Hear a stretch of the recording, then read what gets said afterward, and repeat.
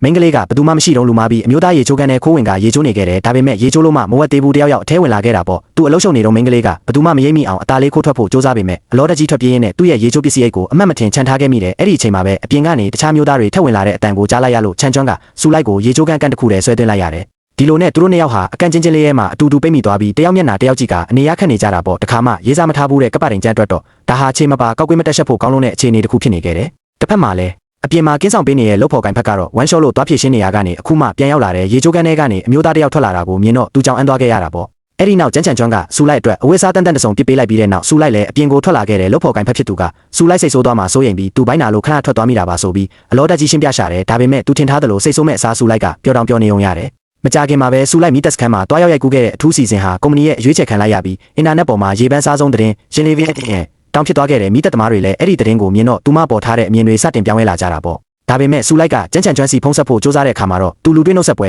တွားနေတယ်ဆိုတာကိုသိလိုက်ရလို့ဒေါသတက်ကြီးနဲ့အရှိန်ပြင်းပြင်းမောင်းနှင်ကမီတက်စခန်းကိုတက်မောက်လာခဲ့တော့တယ်ပြီးတော့ကျန်းချန်ကျွမ်းရဲ့လမ်းကိုရဲရဲဝံ့ဝံ့ပိတ်ရက်ပြီးသူနဲ့တွဲကျင်တလားလို့ပြက်ပြက်သားသားပဲမေးလိုက်တယ်သူမရဲ့တီကြီးပြတ်သားတဲ့မျက်နှာကိုမြင်တော့ကျန်းချန်ကျွမ်းတယောက်ချက်ချင်းပဲစိတ်လှုပ်ရှားပြီးအမူအရာပြတ်သွားခဲ့ရတယ်သူ့နှလုံးသားထဲမှာအချက်ပေးကောင်းလောင်းတန်တွေဆူညံသွားပြီးပြပြတလဲနဲ့အဲ့ဒီနေရာကနေထွက်ပြေးဖို့စူးစမ်းပါတော့တယ်ဒါပေမဲ့စူလိုက်ကဆွဲမလျှော့ပဲသူ့ကိုလန့်ခေါ်ပြီးသူမရဲ့ခံစားချက်တွေကိုဖွင့်ပြောခဲ့ပေမဲ့နောက်တစ်ချိန်ထပ်ပြီးညှင်းပယ်ခြင်းခံလိုက်ရပြန်တယ်အဲ့ဒီနေ့မှာပဲသူတို့ဖွဲ့ဟာအသေးကွဲပြီးအဆောက်အုံပေါ်ကနေခုံချဖို့စူးစမ်းတဲ့မိန်းကလေးတယောက်ကိုတွားရောက်ကယ်ဆယ်ခဲ့ကြရတယ်အဲ့ဒီကိစ္စကြောင့်အဖွဲ့သားတွေကစူလိုက်တယောက်ကပ္ပတိန်ရဲ့ညှင်းပယ်တာကိုလူပုံလဲမှာခံလိုက်ရတာမို့စိတ်ထိခိုက်ပြီးအစွန်းရောက်တာတစ်ခုခုလုံးမိမလားဆိုပြီးအတင်းတုတ်ကြတော့တယ်ဒါကကျန်းချန်ကျွန်းကိုစိတ်ပူသွားစေခဲ့တယ်မနေနိုင်မထိုင်နိုင်ပဲစာပို့ဖို့လုပ်ပေမဲ့အကြာကြီးတုံဆိုင်နေပြီးမှပြန်ဖြတ်ပစ်လိုက်ပြန်တယ်ဒါပေမဲ့သူမသိလိုက်တာကတော့အဲ့ဒီအချိန်မှာစူလိုက်တယောက်တကယ်ပဲအနေနဲ့ရင်ဆိုင်နေရပြီဆိုတာပါပဲအမျိုးသမီးတဦးဒီကုမ္ပဏီဝန်ထမ်းတဦးဖြစ်ရုပ်ဖြက်ကမတင်ကားစရာလုပ်ရများရှိနေသည်ဓာတုပေတဲ့စက်ရုံတစ်ခုရဲ့သို့ခိုးဝင်ခဲ့သည်သူမသည်စက်ရုံ၏မလျော်ကန်သောလုပ်ငန်းလည်ပတ်မှုအထောက်အထားများကိုတိတ်တဆိတ်ဗီဒီယိုရိုက်ကူးခဲ့သည်လုံလောက်သောအထောက်အထားများရရှိပြီးနောက်စုလိုက်သည်လေကားထင်မှနေတဲ့ဖုံးဆက်တိုင်ကြားခဲ့တော်လဲစက်ရုံလုံးကြုံရင်းနှင့်အလုပ်သမားများကသူမကိုမြင်သွားခဲ့သည်ထို့ကြောင့်သူမသည်ခေါင်းမိုးပေါ်သို့အပြေးလွှားတက်ပြေးခဲ့ရသည်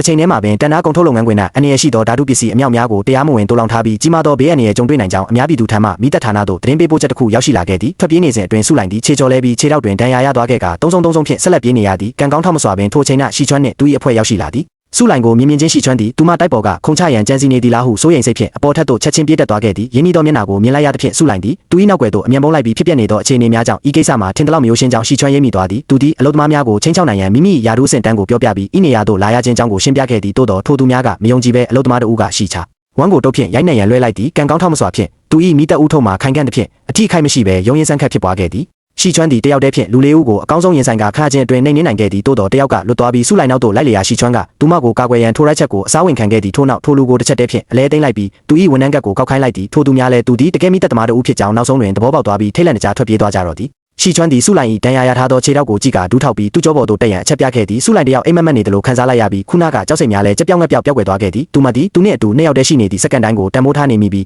အီလန်ကီကြီးတစ်ခုလုံးအဆုံးမရှိဆန်တန်းနေပါစေဟုပင်ဆုတောင်းနေမိသည်ရှီချွမ်းအလုပ်ပြီးသွားသောအခါစုလိုက်ကသူ့ကိုအထူးတလဲကျေးဇူးတင်စကားပြောခဲ့တော်လဲသူကသူမကိုစူပူချင်းမောင်းခဲ့သည်တိုးတော်သူဒီနှုတ်ကျန်းတော်လဲရင်တွင်းနှုသူအပြင်ပန်းသာမန်တင်ထားသူဖြစ်ကြောင်းသူမသိရှိသဖြင့်သူ၏လေတံကိုစိတ်ထဲမထားခဲ့ပေအိမ်ပြန်ရောက်သည်နှင့်သူမသည်ဘေးကင်းစွာရောက်ရှိကြောင်းသူထံချက်ချင်းစာပို့လိုက်သည်သူမအံ့အားသင့်သွားရသည်မှာရှီချွမ်းကပြန်စာပို့လာခြင်းပင်ဖြစ်သည်စုလိုက်တယောက်အတိုင်းထက်အလွန်ဝမ်းသာအားရဖြစ်ကပျော်လုံးရိပ်ကခုံမိလေတော့သည်